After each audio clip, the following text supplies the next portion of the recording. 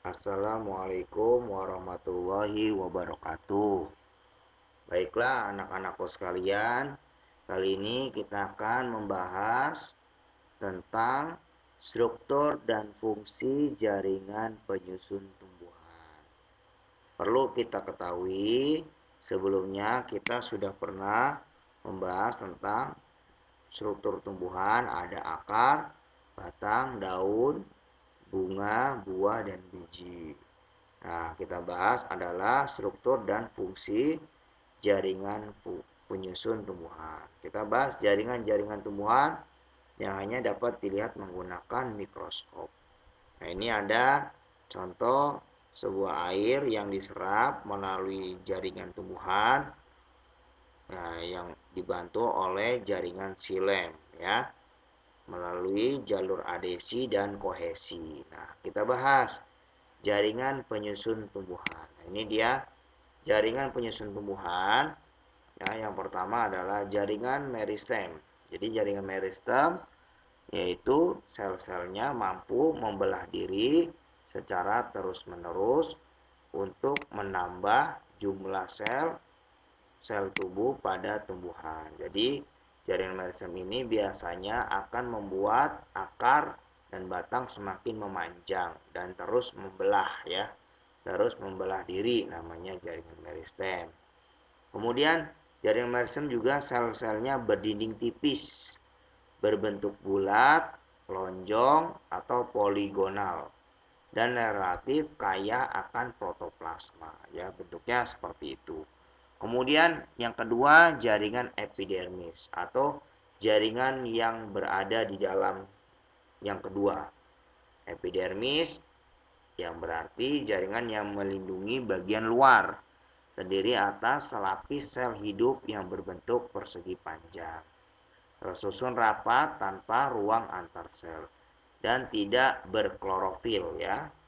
Berfungsi menutup dan melindungi jaringan yang ada di bawahnya. Jadi diibaratkan rumah ada tembok, nah temboknya itu adalah jaringan epidermis. Dia ini tidak memiliki klorofil atau zat hijau daun. Dia hanya sebagai melindungi jaringan yang ada di bawahnya atau di dalamnya. Kemudian yang ketiga, jaringan parenkim. Sel-selnya berukuran besar dan tipis, terdiri atas sel-sel hidup yang umumnya berbentuk segi enam, memiliki banyak vakuola atau tempat menyimpan cadangan makanan, dan memiliki ruang antar sel yang banyak sehingga susunannya kurang rapat. Jadi mudah sekali ada zat-zat yang masuk seperti air, ya. Nah, ini memiliki ruang antar sel, berukurannya besar dan tipis. Kemudian yang keempat adalah jaringan penyokong. Jaringan penyokong di sini ada dua jenis, yaitu kolenkim dan sklerenkim.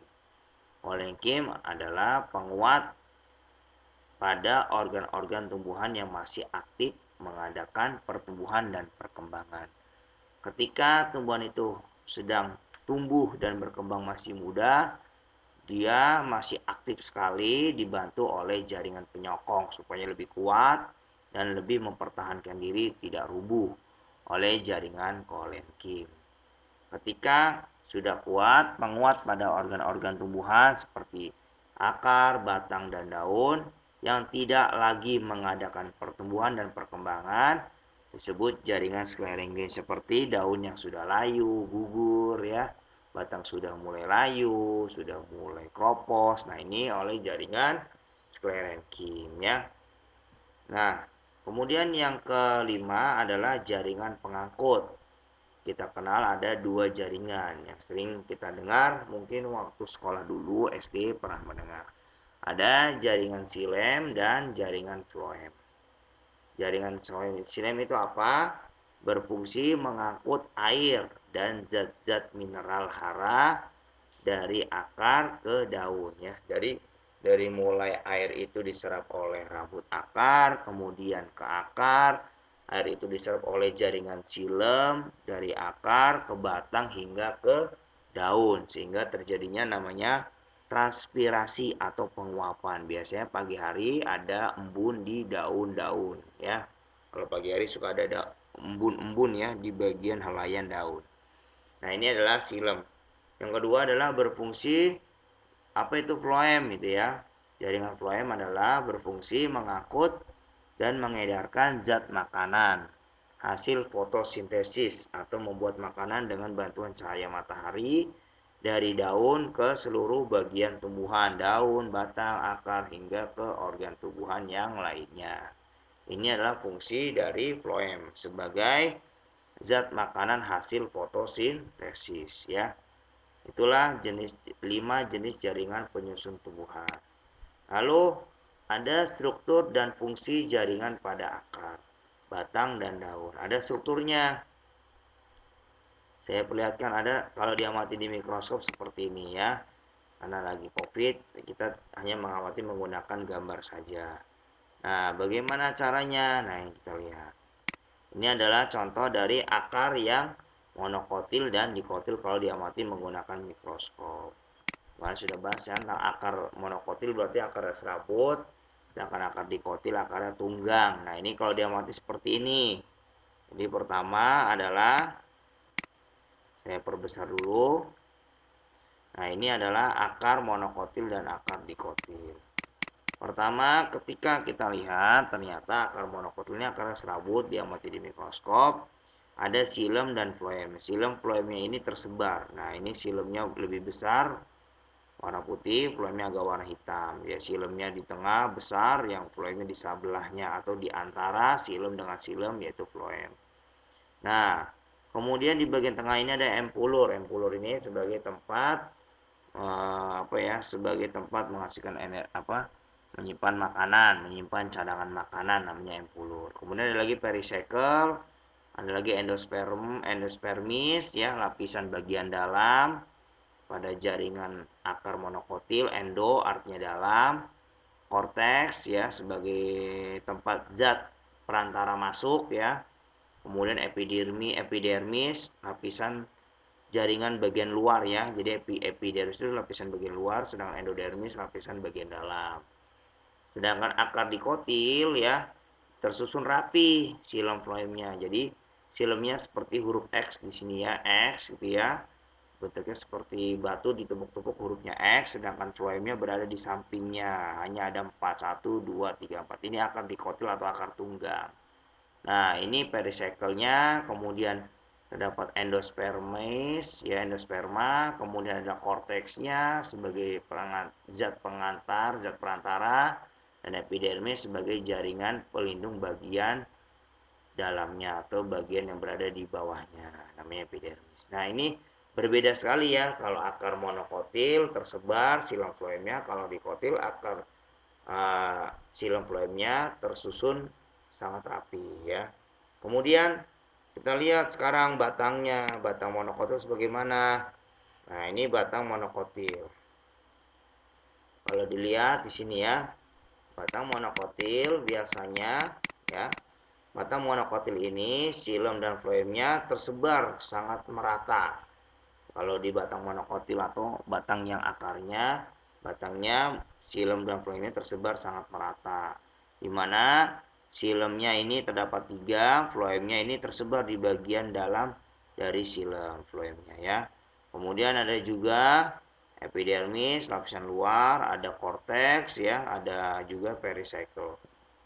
Kalau yang batangnya dikotil ya, berarti xilem dan floemnya berbeda jelas. Tidak tersebar tapi tersusun rapi. Xilemnya berada di dalam nih, di dalam, sedangkan floemnya yang hitam berada di luar. Xilem, floem, xilem, floem, xilem, floem, xilem, floem, xilem, floem, xilem, floem, xilem, floem. Xilemnya di dalam, floemnya di luar. Empulurnya berada di tengah, kemudian epidermisnya di luar, korteksnya di bawahnya epidermis, endodermis, dan kambium. Nah, di antara penghubung antara xilem dan floem ada yang kita kenal namanya kambium. Kambium ini sebagai terjadinya batang pohon semakin tinggi dan besar. Kalau kamu pernah lihat batang pohon sampai tua bertahun-tahun karena terdapatnya kambium ya, kalau tumbuhan dikotil. Kalau monokotil tidak memiliki kambium. sehingga tumbuhannya tidak sampai tinggi sekali, ya. Itu perbedaan dari tumbuhan batang monokotil dan tumbuhan batang dikotil. Kemudian kita lihat daun, struktur daunnya diamati dengan menggunakan mikroskop, diambil menggunakan silet, diamati di mikroskop. Nah, kalau kita lihat pada bagian daun ya, ini daun kalau dipotong seperti ini. Ini tidak berwarna ya. Jadi kalau dilihat di sini ada lapisan bagian luar namanya epidermis atas. Kemudian ada lagi jaringan mesofil palisade. Ini bisa juga dikenal dengan jaringan palisade atau jaringan palisade itu tempat proses terjadinya fotosintesis yang paling banyak karena berada di luar, ya. Kemudian ada lagi jaringan spons atau bunga karang ya. Jaringan mesofil spons atau jaringan bunga karang seperti bulat-bulat ini bawahnya. Ya ini juga sedikit tempat terjadinya fotosintesis yang lebih banyak adalah palisade dibandingkan spons atau bunga karang. Sedangkan epidermis bawah ini jaringannya berada di bawah, melindungi bagian yang ada di bawahnya. Nah, ternyata di sini ada nih berkas pengangkut tadi saya bilang. Berkas pengangkutnya, jaringan pengangkutnya ada xilem dan floem. Daunnya ini tergantung, kalau ini kan menyirip. Kalau menyirip seperti ini berarti dikotil, berarti daunnya ini xilem floemnya di dalam tersusun rapi. Stomata. Nah, ini stomata ini adalah tempat pertukaran gas atau tempat terjadinya pertukaran oksigen. Oksigennya masuk dan karbon dioksidanya keluar. Ini pada bagian stomata pada atau kita kenal namanya mulut daun ya. Daun itu punya mulut untuk melakukan pernapasan di bagian bawah, letaknya di epidermis bawah. Inilah dari struktur dalam daun. Nah, tadi sudah ada akar monokotil, akar dikotil, batang monokotil, batang dikotil, dan lapisan dalam dari daun. Sampai sini ya, bisa dimengerti ya. Nah, selanjutnya, kita lanjutkan di pertemuan selanjutnya akan membahas tentang teknologi yang terinspirasi dari struktur tumbuhan. Baik, kita cukupkan dulu. Billahi taufiq wal hidayah. Assalamualaikum.